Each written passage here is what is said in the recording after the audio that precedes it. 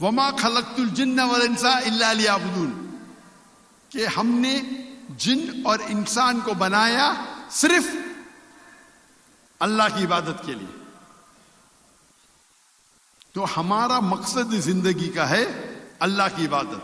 اگر آپ اللہ کا پیغام مانتے ہیں، اللہ کے پیغام پہ عمل کرتے ہیں، آپ اللہ کی عبادت کرتے ہیں. اگر جو چیز اللہ قرآن مجید میں فرماتے ہیں کہ فرض ہے، اگر ہم اس کے اوپر عمل کرتے ہیں تو ہم عبادت کرتے ہیں. جو چیز اللہ سبحانہ و تعالیٰ نے قرآن مجید میں کہا ہے کہ ہم پرہیز کرنا چاہیے، اگر ہم پرہیز کرتے ہیں ہم اللہ کی عبادت کرتے ہیں. اللہ کہتے ہیں اطیعوا اللہ اطیعوا الرسول، اللہ کی بات مانو، اللہ کے رسول کی بات مانو. اگر ہم اللہ کے رسول کی ہدایت پہ عمل کرتے ہیں ہم اللہ کی عبادت کرتے ہیں. جو چیز اللہ کے رسول نے کہا کرو اگر ہم کرتے ہیں، اور جو چیز اللہ کے رسول نے کہا نہیں کرو اور ہم نہیں کرتے ہیں تو ہم اللہ کی عبادت کرتے ہیں.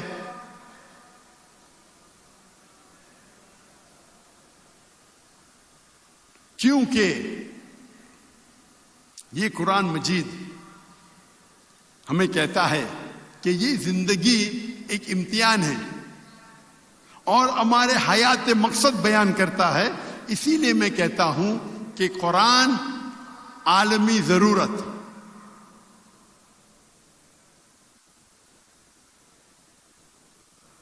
ہمارا خالق کون ہے؟ بے شک اگر آپ کو کہا جائے گا اللہ کون ہے تو کیا جواب دیں گے؟ کون ہے؟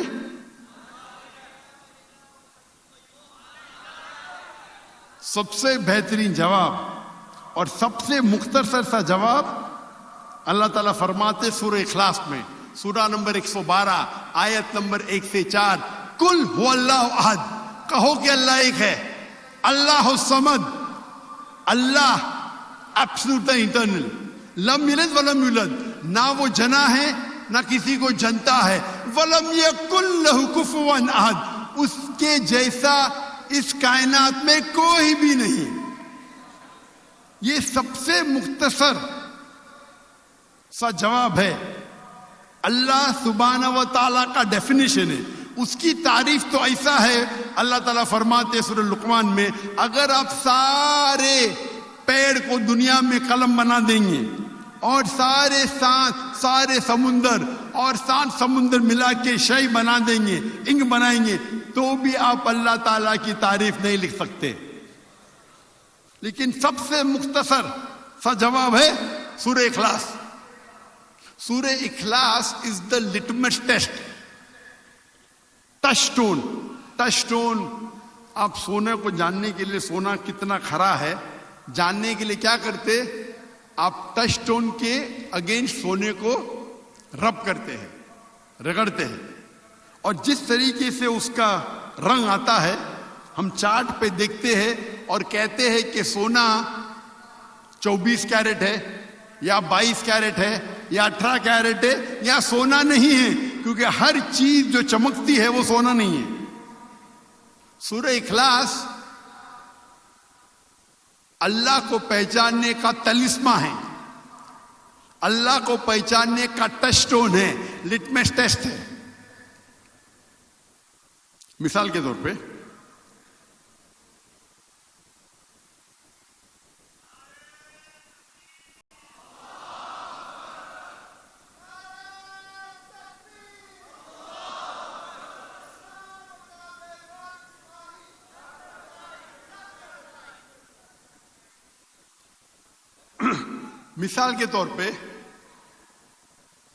کئی انسان کہتے ہیں کہ بھگوان رجنیش خدا ہے. ہم ابھی چیک کریں گے اس تلسمے کے ساتھ سورہ اخلاص کے وزن پہ، کیا بھگوان رجنیش ٹیسٹ پاس کرتے ہیں کیا نہیں، اس ٹیسٹ کو پاس کرتے ہیں کیا نہیں. سب سے پہلا ٹیسٹ قل هو اللہ احد، کہو کہ اللہ ایک ہے. کیا رجنیش ایک ہی ہے؟ کئی انسان کہتے ہیں میں بھگوان ہوں، اور ہم دیکھیں گے کہ ہندوستان میں کئی ہزاروں لوگ کہتے ہیں کہ میں بھگوان ہوں. رجنیش ایک نہیں ہے، لیکن رجنیش سے بھت کہیں گے نہیں وہ ایک ہے.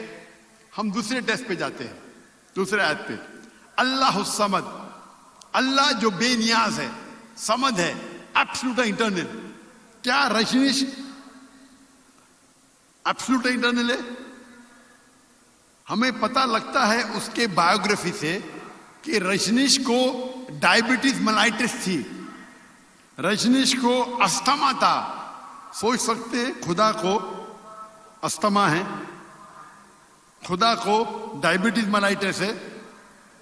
لم یلد ولم یولد، نہ وہ جنا ہے نہ کسی کو جنتا ہے. ہم جانتے ہیں کہ رجنیش پیدا ہوئے مدھیہ پردیش میں. ان کے والدین تھے جو ان کے شاگرد بن جاتے ہیں، اور 1981 میں رجنیش جاتے ہیں امریکہ اور لاکھوں لوگ کو بیوقوف بناتے ہیں. اپنا ایک نیا ولیج، ایک نیا گاؤں بناتے ہیں جسے کہتے ہیں اوریگون سٹی میں رجنیش پورم. اس کے بعد امریکن گورنمنٹ اس کو اریسٹ کرتی ہے اور جیل میں ڈالتی ہے. رجنیش کہتا ہے کہ امریکن گورنمنٹ نے مجھے سلو پوائزننگ دیا.